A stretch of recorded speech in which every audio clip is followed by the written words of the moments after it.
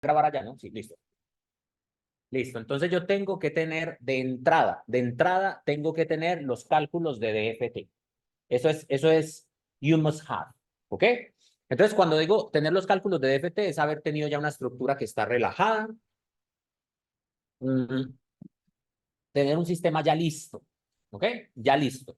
Entonces ahora voy a entrar a la máquina de allá porque vi que tú estabas corriendo, entonces voy a trabajar sobre ese. Y si quieres ponemos el tercer paso sobre el... Ah, bien. Entonces, a ver, pues entonces sería por acá. Entonces, el primer paso, como lo acabo de comentar, es tener la estructura del sistema y tener las, cuando digo la estructura, me refiero a tener la estructura electrónica del sistema. Ah, ya, sí, tienes toda la razón. Estoy compartiendo nomás eso. Compartamos todo y no pasa nada. Ok, bueno, por ahí me metí un presupuesto para libros también. Quiero que tengamos unos libros en la biblioteca del grupo. Bueno, I was saying, acá, listo. Entonces, yo debo tener la estructura electrónica del sistema, en primer lugar. Entonces, vamos a ver si Carlos tú lo tienes acá y si no, yo lo abro. Por aquí me imagino que es este. Voy a trabajar aquí. Me imagino que tú ya tienes algo acá. Entonces, los pasos que tú tienes que, si se ve o no, no, eso no se ve nada, ¿cierto? No, no se ve ni a bala, pues. Pero esto es como por la resolución de... Ay, no, hacerlo diferente.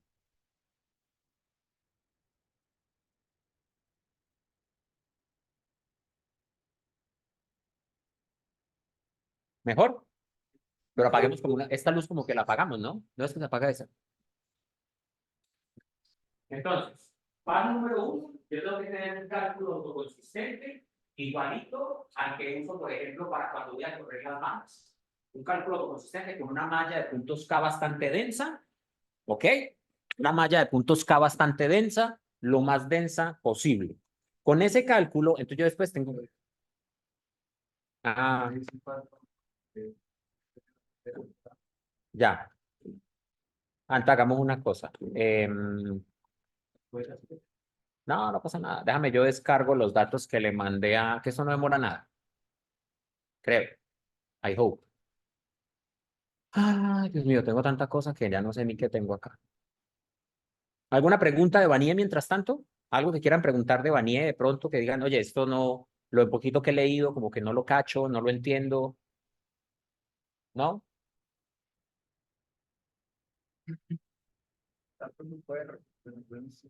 Yo no vi topología, Ok. pero eso sale de allá. O sea, la necesidad de la función Ah, ok. sale de allá. Hago eso. Entonces no me queda muy claro Why? cuál es la diferencia fundamental para pasar de una base de ondas planas A una base de... Vale. base. Excelente pregunta, de hecho. Lo que pasa es lo siguiente. Lo que pasa es que cuando tú hablas de topología, ¿tú no ves topología, no? Antes necesitamos estudiar topología. Yo ya estaba asumiendo, no sé por qué, ya te he visto en varios cursos, entonces se me vuelve fácil. A ver, cuando tú hablas de topología, y eso yo creo que lo hice alguna vez en el curso, y por ahí tengo mis notas y te las puedo pasar más bien para que tú las estudies y no tener que ver el curso completo. Entonces, tú cuando hablas de topología y hablas de toda la teoría de perturbaciones y todo eso, tú te vas a dar cuenta que cuando tú cierras eso, entonces, ¿qué es topología? Topología nace de la necesidad de entender que la fase de las funciones de onda, cuando haces todos los observables, no necesariamente es 0 o 2π. Entonces, claro, cuando tú tienes cualquier observable y cierras el bracket, entonces tú tienes una fase, entonces por un lado es un eal y algo, pero por el otro lado es un eal a menos i. Entonces, cuando tú cierras un bracket, eso siempre te va a dar un múltiplo de 2π y por ende siempre la fase se va. Cuando tú tienes sistemas magnéticos o tienes sistemas quirales que rompen la inversión de simetría, esa fase no es ni 0 ni 2π. Entonces, cuando tú cierras ese bracket, eso no se va. Entonces, por perturbaciones, uno se puede dar cuenta que para la manera de calcular eso es una conexión entre la evolución del sistema. O sea, yo cuando hago una evolución en el sistema, cerrar un bracket es básicamente sacar un producto interno en una evolución cerrada. ¿Qué es una evolución cerrada? Como en el caso del trabajo. Por eso es que en el trabajo es una fuerza conservativa, porque yo hice si hago un trabajo cerrado, ¿cuánto me tiene que dar el trabajo? Me da 0, pero eso es equivalente a hacer este tipo de productos. Entonces yo tengo que ver la evolución de la función de onda. Entonces, ¿qué pasa? Yo tengo que resolver los brackets ¿de quién? De la función de onda con su evolución. O sea, esta con este, y este con este, y este con este, hasta un punto tal que cierre el ciclo. Cuando ustedes cierran el ciclo, entonces ustedes van a tener brackets que son como los que has visto en el paper, que por ejemplo tienen la función de onda y la derivada de la función de onda. Eso se llama conexión de Berry. ¿Ok? Dime, dime.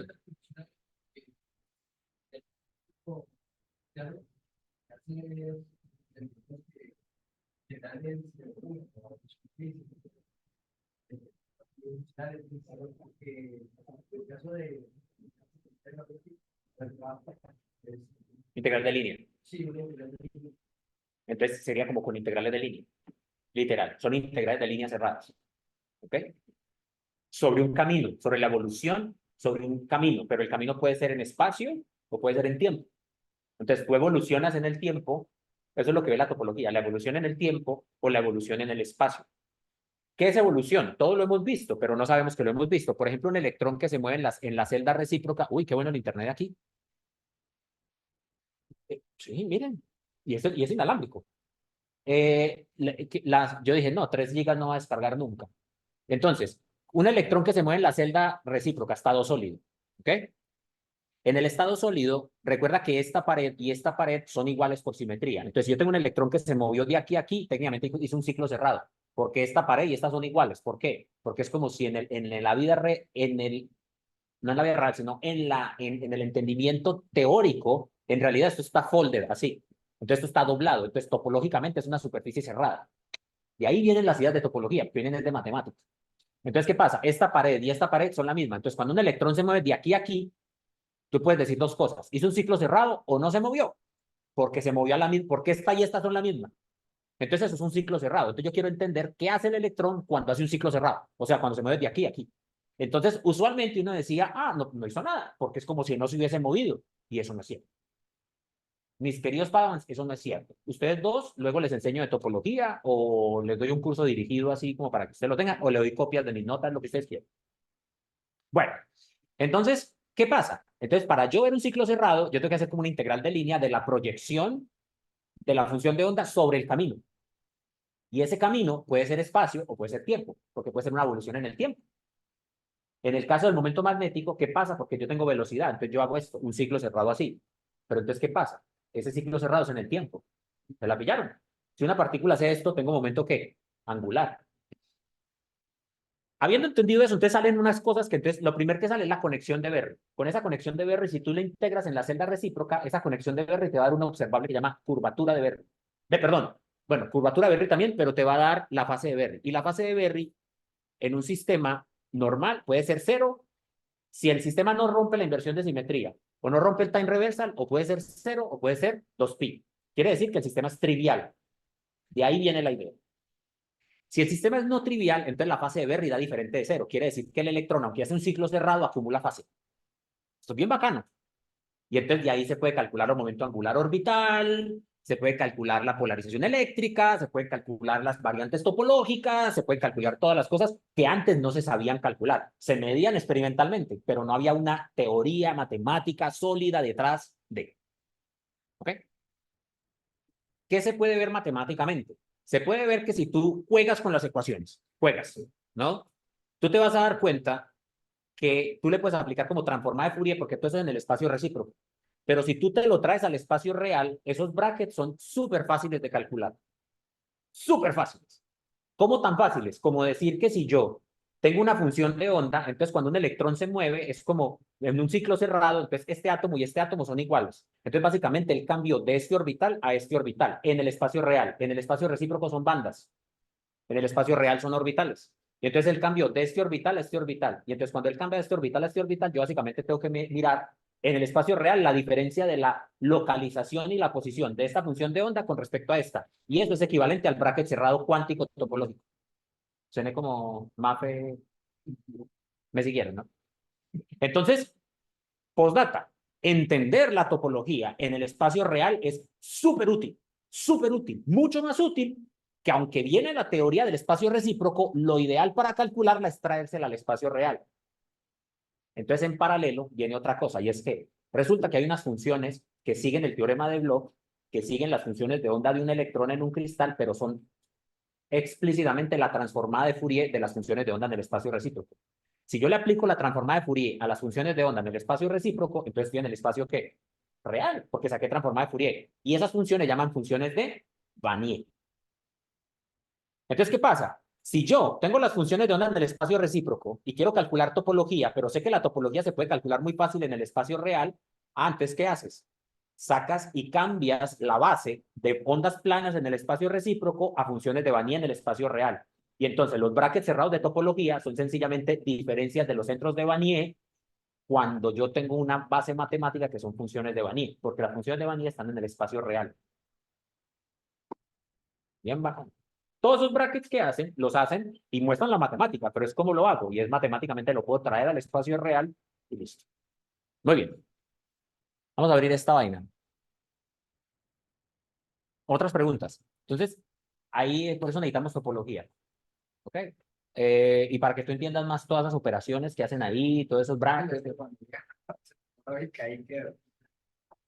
le echas la mano también y tú estudias también. Dime. Esto es un parte también una vuelta desde los pregrados.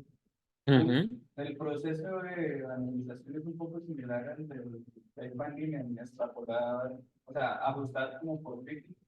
¿Qué? O sea, No estoy diciendo algo malo. Es que parece que mi Mac no me da el espacio y me comí el espacio completo de la Mac. Es que las funciones de Wannier son muy pesadas. Perdón, discúlpame. Dime. uno tiene como por Vicky, o sea, uno ajusta por Vicky las funciones de Daniel para que se busquen los resultados del DFT. Ajá. Pero eso uno lo hace únicamente a lo largo de los puntos de alta simetría. Sí, no. Sigue. O sea, en el DFT uno suele calcular únicamente esos caminos, pues son los de más interés. No. ¿No? No. Aquí va a quedar entonces más claro lo que en realidad hacemos acá con... Porque es que había visto que por ejemplo Sci-Fi lo vendían la idea que como el DFT es pesado, calcular fuera de puntos de alta simetría, es costoso, computacionalmente. Entonces uno hace el fitting a lo largo de los puntos de alta simetría del DFT y con eso uno logra obtener la información a lo largo de toda la Pero ¿qué pasa entre dos puntos de alta simetría? Por eso, o sea, esa información se extrapola solo. No se extrapola, se calcula. Ya les voy a explicar. Buena tu pregunta. Tenla ahí y en el proceso que les vaya explicando cómo es, te explico eso. Entonces, pongan pues cuidado. Entonces, voy a abrir estos datos ya están corridos. Entonces, más bien los voy a abrir. Entonces, voy a trabajar en mi terminal. Es esta. ¿Listo? Entonces, ya no necesito la otra terminal. Se está compartiendo bien todo. ¿Lo ven ahí? Bueno, súper. Entonces, estos datos son los datos de Iván. Lamentablemente no vino hoy. Me hubieran servido mucho, pero bueno. Entonces, primero, para correr, entonces les decía, lo primero entonces es tener la solución de las funciones de onda en el espacio recíproco, o sea, tener básicamente la teoría, la estructura electrónica del sistema, a.k.a. tener todos los resultados de DFT. ¿Listo?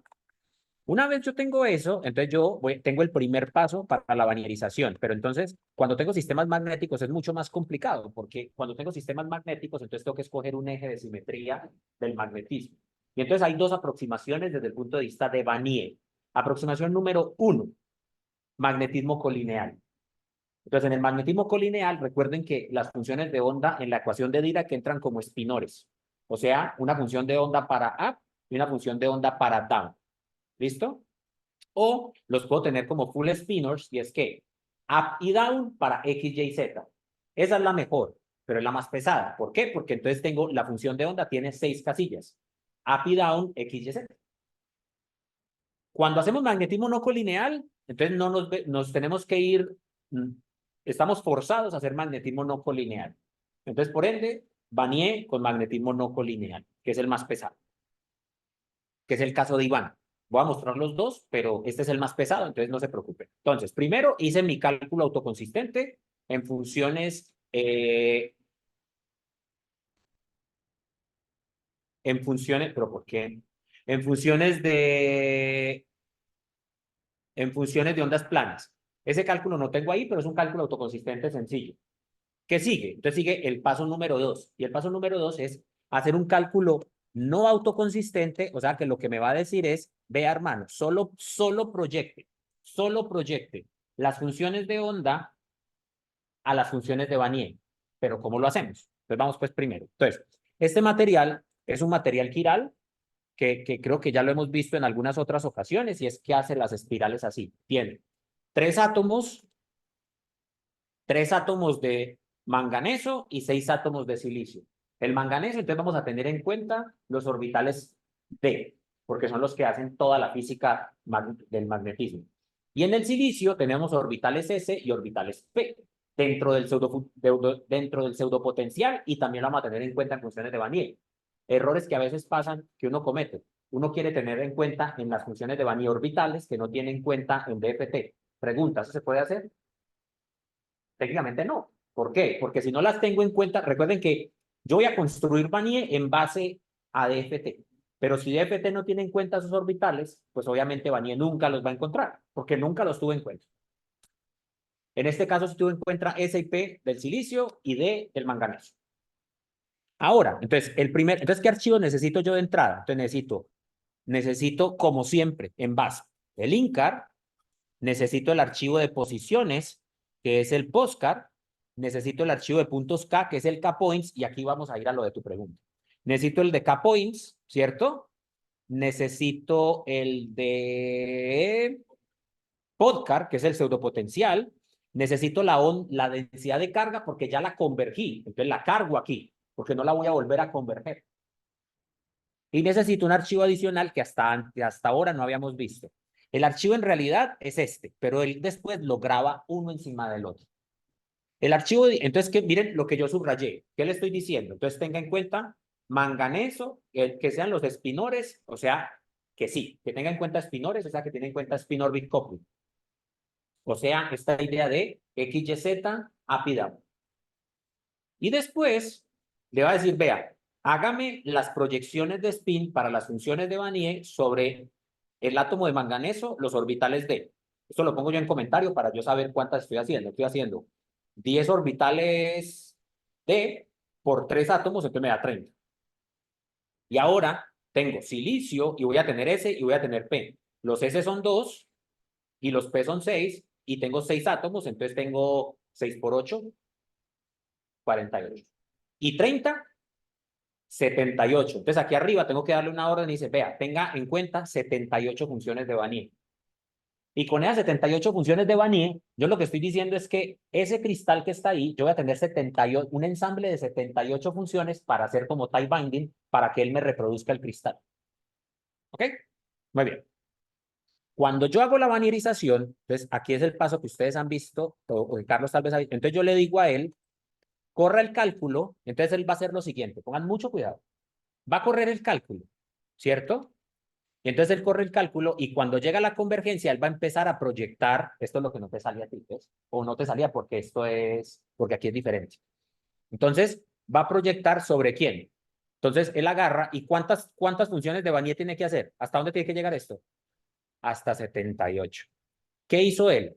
Él agarró y entonces miren lo interesante, él construyó las 78 funciones de Vanier, pero a diferencia de tie binding, como lo estoy haciendo con funciones de Vanier, yo le puedo decir una malla sobre la cual va a calcular. Por eso es que es mucho mejor que tie binding, perdón. Y es que él está calculando, entonces, ¿qué es lo que él hace? Para que ustedes me entiendan. Internamente, ¿qué es lo que él hace? Aquí sí necesito dibujar.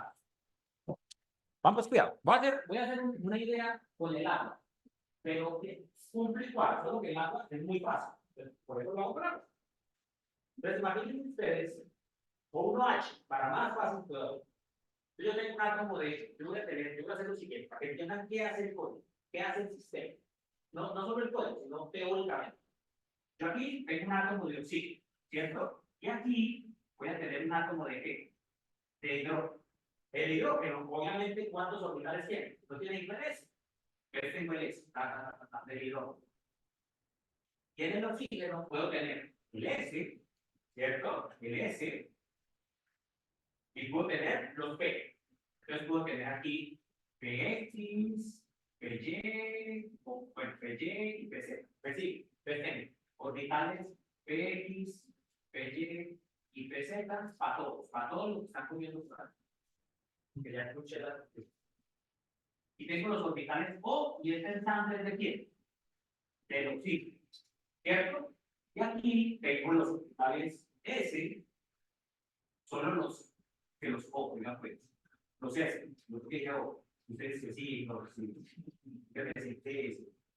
y aquí tengo solo los S del hidrógeno. En el caso del ejemplo que estamos haciendo ya, son muchas más, porque el ¿qué pasa?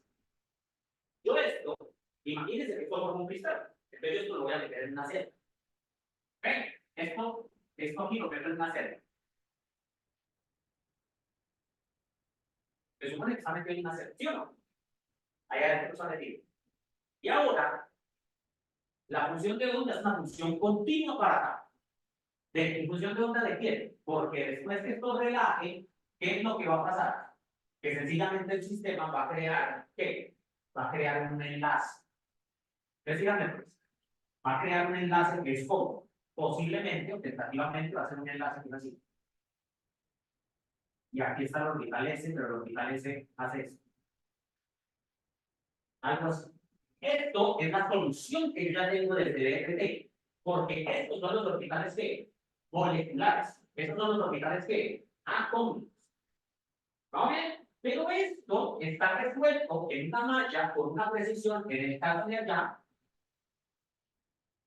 ¿de qué? De 11 por 11 por 9. O sea, él está resolviendo la ecuación de Schrödinger. Sabemos que las funciones de onda de esto son funciones de onda en el espacio recíproco de K. Esto es continuo, pero yo no puedo resolverlo continuo. ¿Yo qué hago? Hago una malla y lo resuelvo en varios puntos, pero tengo una discriminación muy buena para poder decir que de aquí a aquí tengo, por ejemplo, 11 puntos K. Entonces resolví esto súper bien. ¿Entendieron?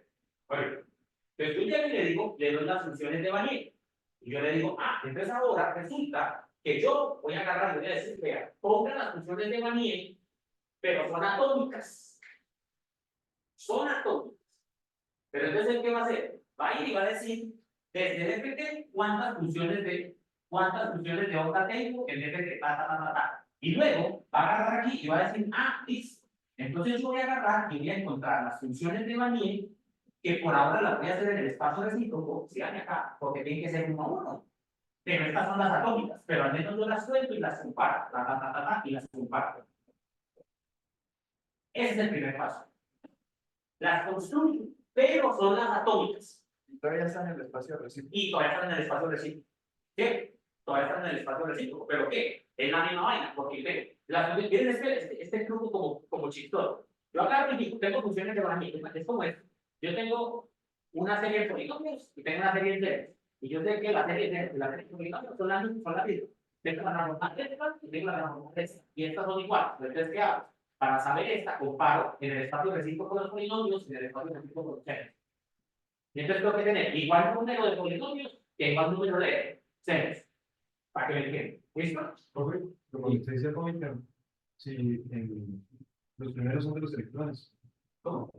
las primeras funciones de orden que probamos son los electrones. Claro, ¿Por qué pero dice? Porque usted ¿por qué para digo atómica. atómica? Porque estas funciones de onda que yo tengo acá son funciones de onda antes de yo haber relajado la ecuación de Schrödinger y que se haya creado este orbital. Este orbital ya es una combinación lineal de orbitales. Estos orbitales se llaman orbitales moleculares.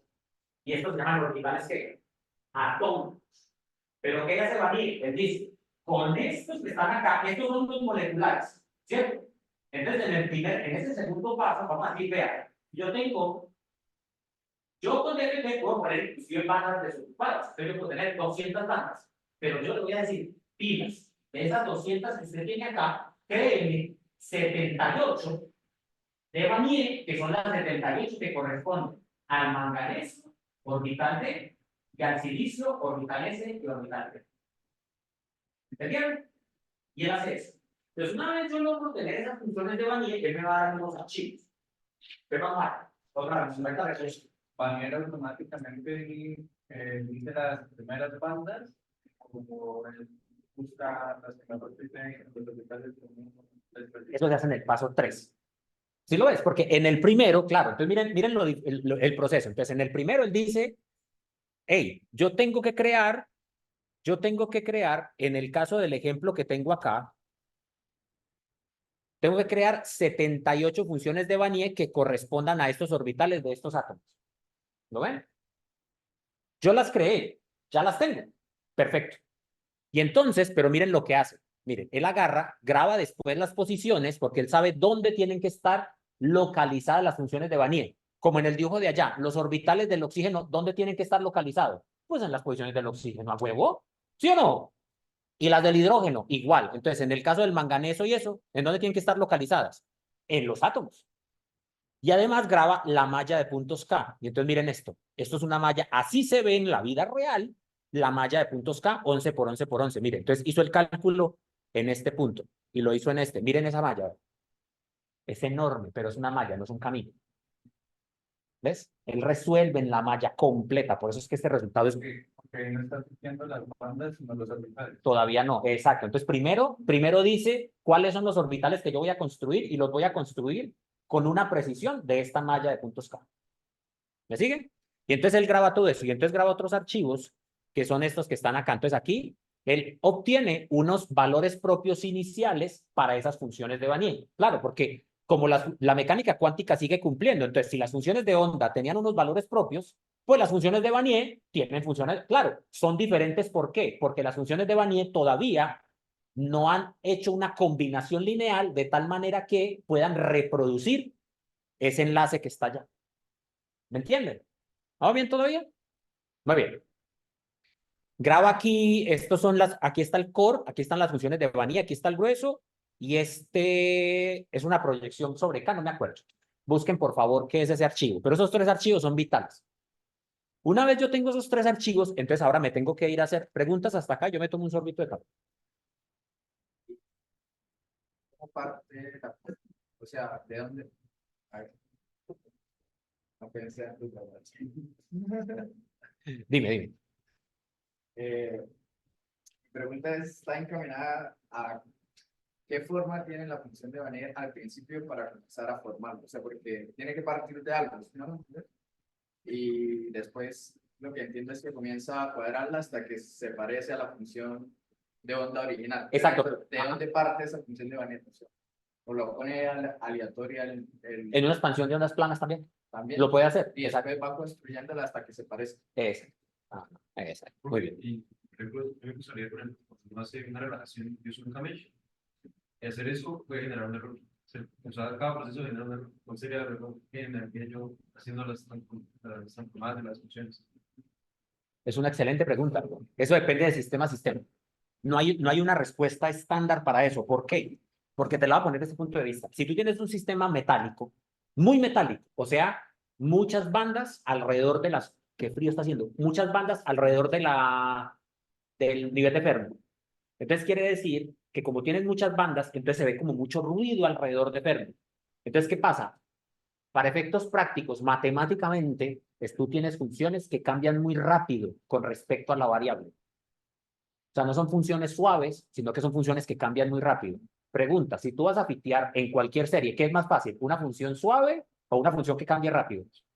La suave es más fácil. Entonces, ¿qué quiere decir? Que si tú traduces eso a cuántos puntos K necesito yo para reproducir eso, en la suave, puede ser que yo tenga una malla que en la que cambia rápido no me sirva. ¿Por qué? Y entonces eso me genera errores. Imagínate eso.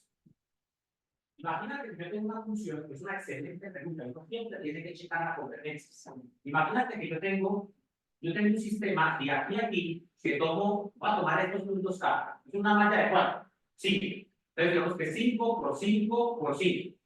Y yo tengo una función de onda que hace eso.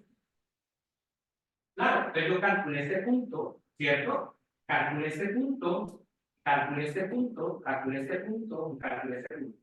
Entre esos puntos yo puedo interpolar con polinomios y en el peor de los casos, imagínense que yo interpolé con una línea. Oh, joder. Entonces yo, a ver, una línea aquí, una línea aquí, una línea acá, una línea acá. Pregunta, el error entre la 1 y la arroba es 3. Si este eje es energía y este eje es puntos K, muy chiquito, ¿cierto? ¿Qué pasa ahora si yo tengo una función que se comporta así?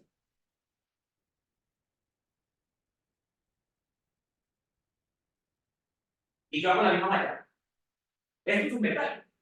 una función fuertemente delocalizada. Entonces, ¿qué pasa? Yo calculé este punto, y luego calculé este, y luego calculé este, y luego calculé este, y luego calculé este. Y entonces cuando yo interpolé, tiene esta hermosura de interpolación que voy a hacer. Me da esto, me da esto, me da esto, y me da esto. Pregunta, ¿la negra se parece a la roja? Esa es la manera que buscan, entonces el error es intenso, porque imagínate el error entre este valor y este valor. ¿Qué tengo que hacer? Una malla más densa. Entonces tengo que meter puntos en la mitad. E inclusive tal vez meter más puntos en la mitad. Y ya cuando lo haga así, entonces ya tengo tengo como este, y ahora se me da. Pero el error va a definir en cada vez. Depende del sistema particular. No hay una regla de oro. ¿Qué es lo ideal? Que tú lo que haces es calculas la malla y cómo varía la energía total. Y te vas a dar cuenta que la energía total empieza a converger. Y cuando la energía total converge a la escala de decenas de y es a la 6 a la menos 6 microelectronvolt, quiere decir que la energía sí está convergiendo, o sea, la energía sí está bien. Pero imagínate ese valor, 10 a la menos 6, décimas de 10 a la menos 6. ¿Ok? Muy bien. En tu caso es metálico y se necesitan un montón de mallas de puntos K. Uy, muy bien. Ahora, entonces ya después cuando yo tengo eso, entonces yo ya tengo una base, un ensamble de funciones de onda, ¿cierto? Que en el caso desde DFT yo no necesito las funciones de onda, sino que yo tengo la densidad de carga. Y con la densidad de carga después vuelvo y calculo las funciones de onda. Pero acá, entonces yo tengo las funciones reales. En DFT tú también puedes guardar las funciones de onda. Yo llamo wavecard. Ese archivo es pesadísimo porque las funciones de onda son muy pesadas. En general, en cualquier representación matemática son hiper pesadas. Entonces después yo tengo que hacer un tercer paso. Y ese tercer paso es, ahora sí, va ligado a lo que ustedes me cuentan. Entonces dice, listo, yo tengo las funciones de Wannier. ¿Ok? Yo tengo las funciones de Wannier. Pero yo necesito que las funciones de Wannier sí mapeen uno a uno la estructura electrónica que calculé con ondas planas desde el punto de vista de DFT. Entonces, ¿ahora qué tengo que hacer? Tengo que empezar a crear, a cambiar el peso y la combinación lineal de funciones de Wannier de tal manera que si el proceso se hacía así, vamos, cuidado, agarra y él internamente guarda la energía de DFT con las bandas. Entonces tengo que toda la información de cada orbital, de cada átomo, a cada punto K y su energía. Y entonces con las funciones de Wannier, él agarra después y dice, tengo este orbital de la función del manganeso 1. Y entonces yo voy a agarrar esa banda y la voy a comparar con la banda de acá. Y luego hago un proceso de métodos numéricos a que ¿qué? A que la banda que yo reproduzco desde Wannier sea la misma banda de ¿quién? De DFT. Y lo hace banda a banda, proceso a proceso, todos. Y eso se mueve. Una vez lo hace, entonces, ¿qué logro yo entender? ¿Qué logro yo extraer? Después puedo calcular la estructura de bandas con la de Wannier. Y cuando las ponga una encima de la otra, ¿cómo deberían ser? Iguales. Y entonces no tengo que calcular Hopkins ni nada. Espectacular ese proceso, ¿lo pillas? Yo le decía a Carlos que nos metiéramos por ahí. Claro, es que hacer Hopkins, eso ya más fácil por acá. Mucho más fácil. Porque el sistema automáticamente dice, si yo ya tengo la base y tengo DFT, compare. Y los Hopkins ya están. Entonces, cuando él hace eso, entonces, ahora, ¿cómo se ve un archivo de entrada de ese? Entonces aquí, entonces en el cálculo 1 y en el cálculo 2, todos los cálculos estaban en base a DFT, ¿ok? Pero entonces en el cálculo 1 es solo DFT y el código base, en nuestro caso. En el paso 2 hay que recompilar base y compilarlo para que esté así con otro código que se llama Wannier 90. Wannier 90, que lo desarrolló también el profesor Vanderbilt, ¿no? Y entonces, el duro. Y entonces, ese código se habla con Wannier. Entonces, ¿qué pasa? Agarre DFT y guarde las funciones de onda. Y ya después, yo voy a olvidar DFT. Y me voy a ir solo a Wannier. Ya me quedo en Wannier, ¿entiendes? Y entonces, en ese tercer paso, mira que aquí ya no hay inputs de DFT. Todos los inputs son de ¿quién? Son de Wannier. ¿Qué inputs debo tener yo en este folder entonces? Debo tener los que me salieron del anterior, o sea, el AMN, el MMN, el EIG y el Wannier.win. Pero el Wannier.win hay que modificarlo. Y entonces mírenlo como se ve de grande ya. Y entonces, ¿qué pasa? Aquí es donde entra el proceso que es el talón de Aquiles de Vanier. ¿Por qué? Porque lo más difícil de Vanier es el proceso que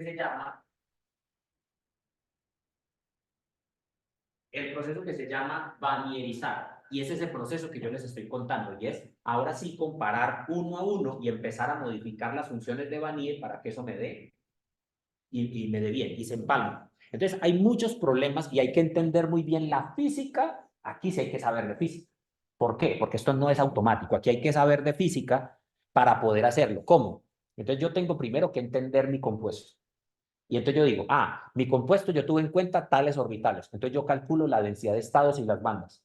Y entonces yo sé que esos orbitales, aunque yo tenga un espectro de energía enorme en las bandas o en la densidad de estados, porque ya saben que la densidad de estados la volteo, yo sé que los orbitales D del manganeso, los S del silicio y los P del silicio tienen que estar en un rango de energía alrededor del nivel de Fermi. Entonces acá yo tengo que definir una ventana para hacer ese disentanglement. ¿Qué es el disentanglement? Ese proceso de decir, esta banda es de este orbital, esta banda es de este orbital, porque al principio usted no sabe, porque todo eso está mezclado. Eso está hecho un caos. Entonces él tiene que decir, vean, yo le voy a decir que mi energía de Fermi es esta que está aquí. Yo creo que ese no lo has visto, ¿cierto? O bueno, lo miraste, pero no sé si lo has... Entonces, le tengo que decir, esta es mi energía de Fermi. Y luego tengo que escoger una ventana alrededor de la energía de Fermi. Entonces, miren, por ejemplo, aquí como la escogí yo en el caso de Iván. Que agarre y vaya de 8.9356 a 4.9356. O sea que me estoy yendo 8 y 4, o sea, 12 electronvolts por debajo del nivel de Fermi. ¿Se lo pillaron? Pero me estoy yendo hasta 13.9356. De 8 a 13 hay 5. Entonces, ¿cuál es mi ventana de exploración? Estoy 8 electronvolts por debajo de Fermi y 5 electronvolts por encima de Fermi. Y en esa ventana yo debería encontrar todos los orbitales que estoy buscando. Pregunta. Usted me dice a mi profe, ¿y qué pasa si de pronto el orbital ese del silicio está más abajo y usted no lo tiene en cuenta? Entonces, ¿qué pasa con la vanierización? Le da error y no converge. Y no le dice por qué. Aquí sí hay que saber física. Este es uno de esos códigos que está hecho para físicos, no para usarse fácilmente. Entonces aquí hay que saber mucho de física. ¿Por qué? Porque cada orden que tú le des te va a dar un parámetro especial que va basado en física. Yo casi no logro hacer esto. Y aún así no está bien el disentanglement. Todavía le falta. Ahora, bueno, esto es un parámetro pues del sistema y este es a qué nivel de tolerancia entre quién, entre la banda. Entonces, ¿qué hace el sistema además? Internamente, cuando tenga la función de Vanier, para yo poder comparar con, desde FT, recuerden que me dio la energía de cada orbital, cada átomo me da la energía como función de K en una malla de 11 por 11 por 11. Entonces yo con Vanier, ¿qué tengo que hacer? Hacer lo mismo. Después de que yo hice la función, miren cómo esto es de pesado. Hice la función de onda en la base de Vanier y luego ¿qué hago? A cada punto K, que es la misma malla de DFT, voy y le calculo la energía y después la comparo. Y si está por encima de esta tolerancia, le digo vuelva y ajuste. Y vuelvo y lo hago, y vuelvo y ajuste, y vuelvo y lo hago. Hasta que la tolerancia sea por debajo de ¿cuánto? De 1 por 10 a la menos 7. ¿Listo? Muy bien. Y entonces acá me dice que aquí, esto ya es parámetros del sistema, que me grabe la distancia de las funciones de Vanier, obvio. Que me grabe los centros de las funciones de Vanier, obvio. Que me grabe, y este me gusta mucho, porque Vanier te puede escribir un hamiltoniano type binding o un hamiltoniano efectivo para tú usarlo en cualquier código. Esto es espectacular. O sea, lo que tú haces a mano, él lo hace automático y él te graba ya el modelo de type binding con hoppings, con funciones de onda, con todo. Listo. Usted llega ahí, suerte. Buenísimo ese código, ¿sí o no? O sea, implementarlo, claro, eso fueron años. Entonces él lo graba y luego ya aquí tiene que decirles cuántos ciclos mínimos, el nivel de tolerancia, esto es una convolución sobre las ventanas y miren que en un solo, eso me gusta de que esto lo hace también Avinit y es que Avinit y otros códigos fueron implementados de una manera diferente y es que yo puedo hacer múltiples cálculos en una sola corrida. O sea, imagínense esto, yo puedo agarrar en una corrida optimice, cuando termine haga el cálculo autoconsistente. Cuando termine, calcule las bandas. Cuando termine, calcule la densidad de estados. Cuando termine, y entonces tú todo lo puedes hacer en un solo input. Y él hace todos los cálculos uno detrás del otro. Espectacular. Vanier hace eso.